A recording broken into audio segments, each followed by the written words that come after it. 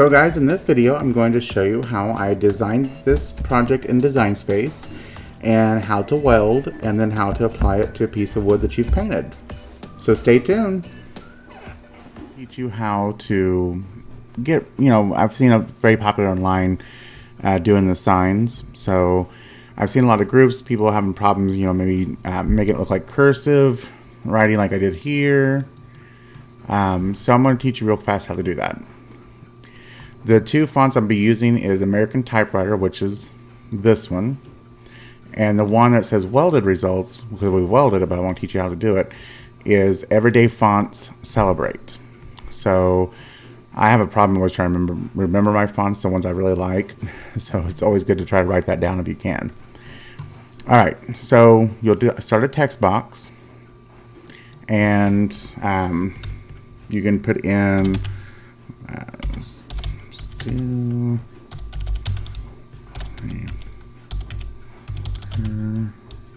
I hit enter, then I also spaced over to the R, and then enter twice, and then I spaced all the way over to the D, and then the thing.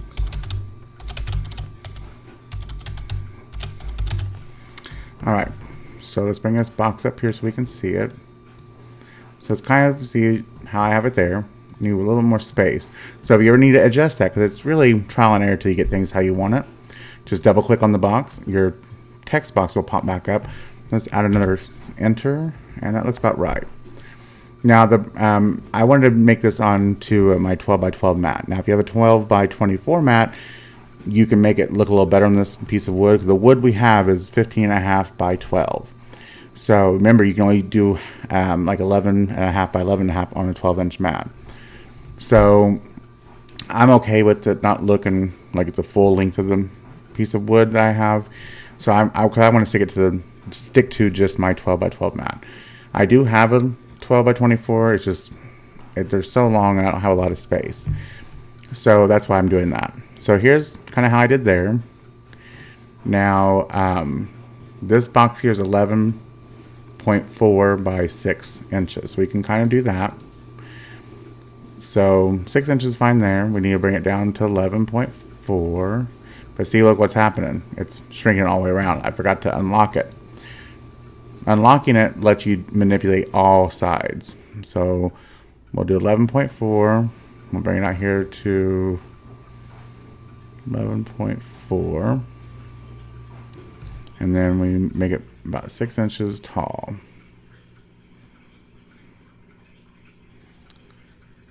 All right. There you go, 11.4 and 6.1. Okay. Now for the second text box you got to make for the cursive writing, we'll do another text. We'll type, oh, I messed up there. We'll type in, I pray for. Oh. Okay. Now, to change this text, because like I said, we were using American Typewriter for the main texting. But we want to change this one now to this cursive. You'll go up here, and since I already know what it is, I can type it in, but it's called Everyday Font. And here they all are. There's several of them, but it's Celebrate is the one we do for the cursive. So here's this, and then this box is 9.8 by 2.4. So we'll unlock. We'll go to 9.8, 2 by, what was it? 2.4. Let's move it up here. 9.8, 2.4. That's pretty close. Okay. There we go. Couldn't get a hold of it. Now, let's change this to regular.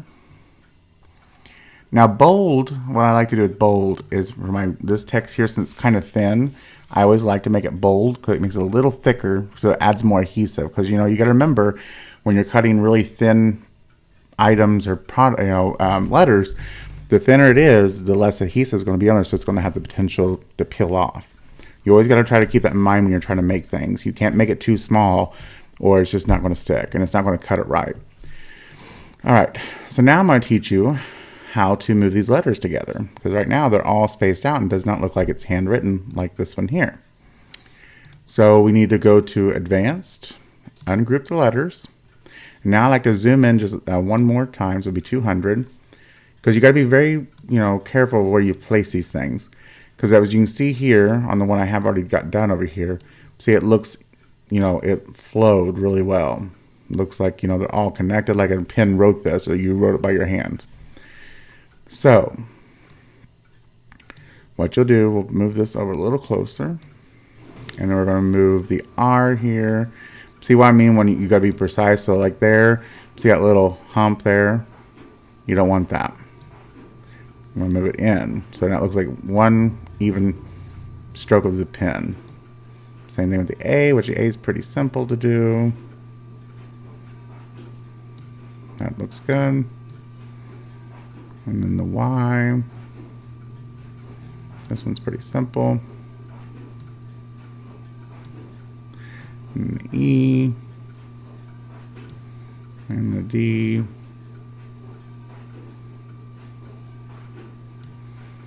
Oh, there we go. Move the F over. So that's why you ungroup.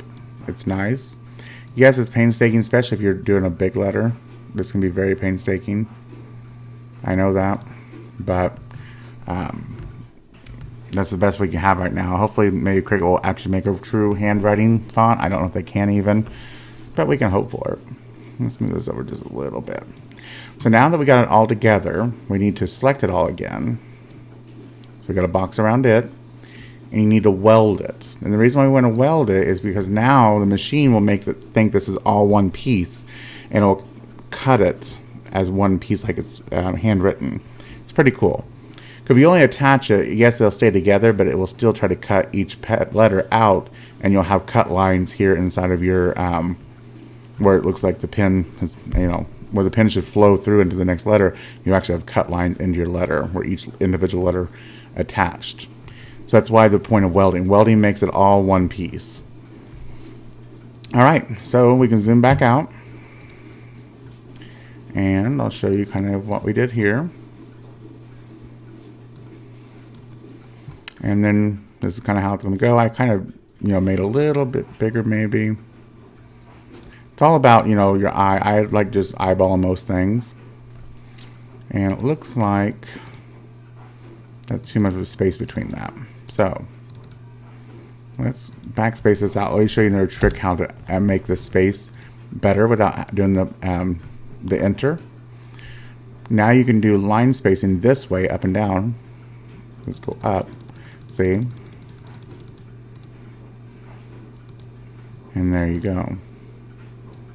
And we need to make this a little bit longer. So let's unlock it. Let's see how long this one was. This is 9.8 and 2.4. 9.8.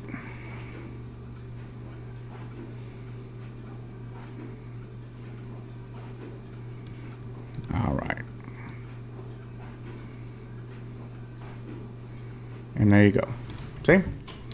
Now I'm going to take all this out because my project's already saved.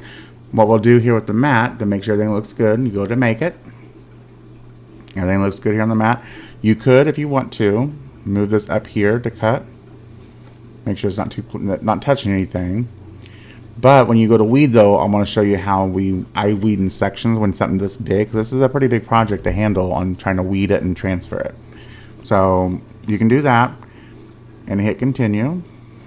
Of course, it's going to look for your machine. You'll select vinyl, regular vinyl for this, and let it cut it.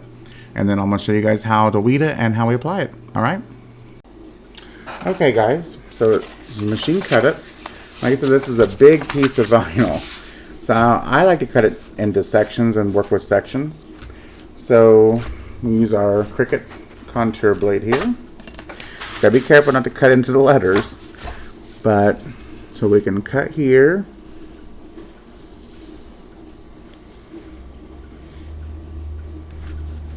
And then cut over this way.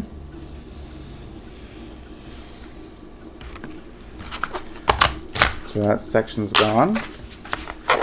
We can cut kind of down here. This is all extra.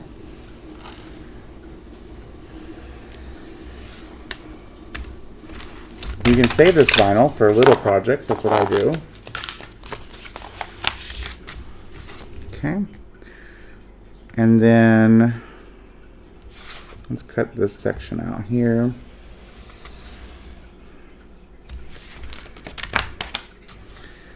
And then we'll cut this section out.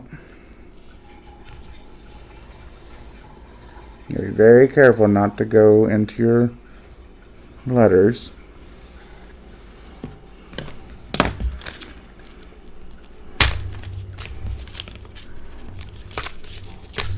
Okay. So I'm going to speed this up for you guys as I weed this, because weeding's all the same.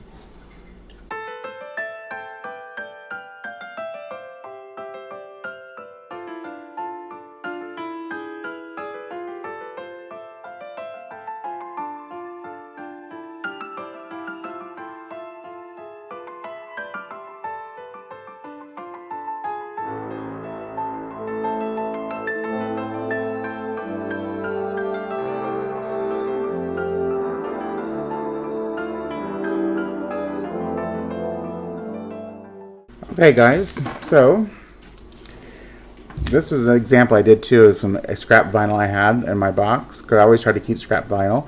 I just cut a cross out to go with this sign here. So here's the piece of wood I got. This is from Walmart. I got it for like $5. It's very cheap, you know, thin wood, balsa wood probably, or something like that. So I painted it. And I used this here, Waverly chalk paint. Really like this paint. I like it a lot. You can easily distress it if you want to. Take some sandpaper and scuff it up. Some people like that. I have done it in the past. But for this, I just want to mainly stick to this. Just plain red here. So, I already cut me some contact paper out that we're going to be using to transfer this. But this is way too much. Let's see. The longest piece I have is this piece, so we can cut it down to size. Actually, I need to cut this off here.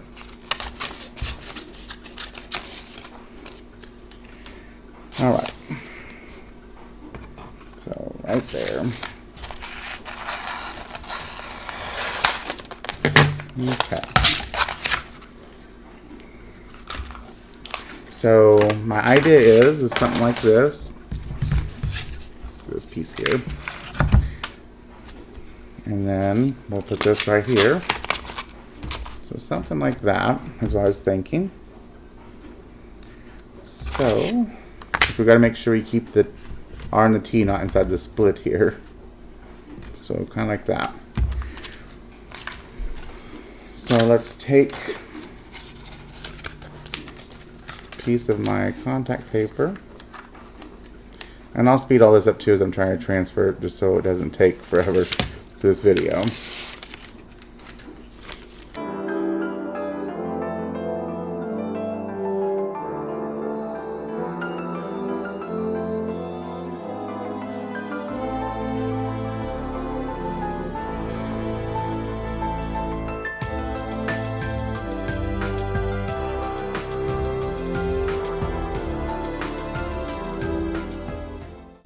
Okay guys, so we finally got it off there. You've seen a struggle there, and as you've seen there, don't ever do that.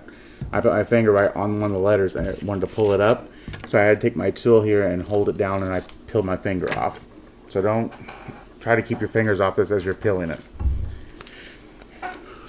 Okay.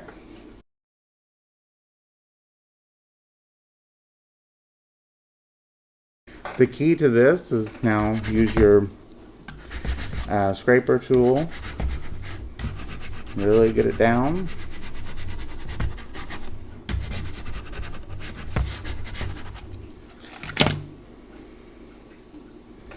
And again, it's always key to get this as flat as possible and roll it at an angle. And that's going to give you the best results when you're trying to get your project to stick down.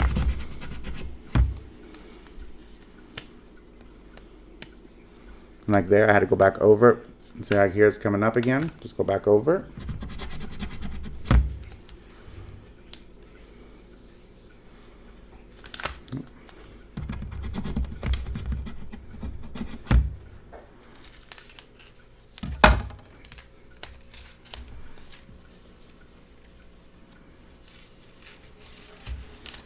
All right.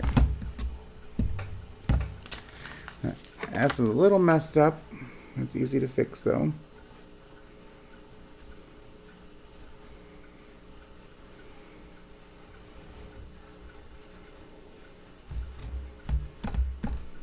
There we go. Just take your time. You can almost always fix most of your mistakes. And then the next part is going to be the parade. Let's move this out of the way. Is long enough? Nope. So we'll use this.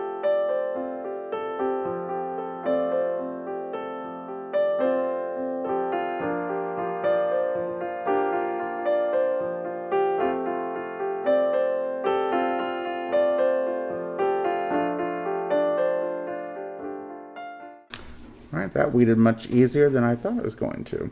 As you've seen there's a few pieces that was kind of wanting to leave the like some of the backing on there. I just used my Cricut tool here and lifted up on the edge and it went up with it. Alright, so now let's get our sign back.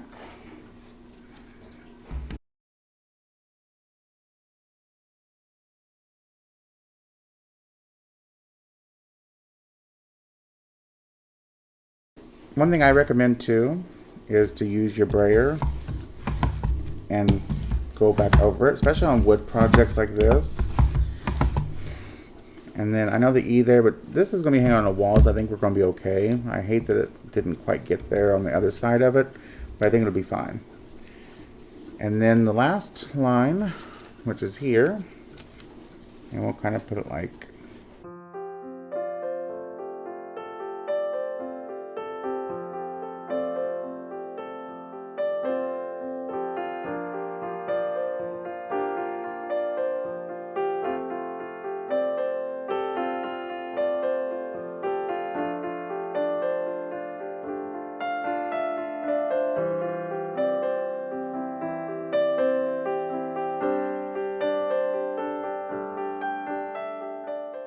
now we're going to cut off just a little section here. And we need to apply our cross. And we're going to put it probably right here.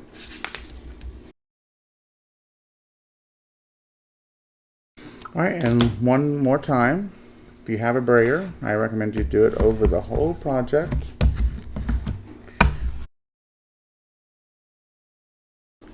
The reason why a brayer is good is because it's a roller and it's using even pressure across your project. That's why they do such a good job of getting your vinyl and stuff like that to stick down really well.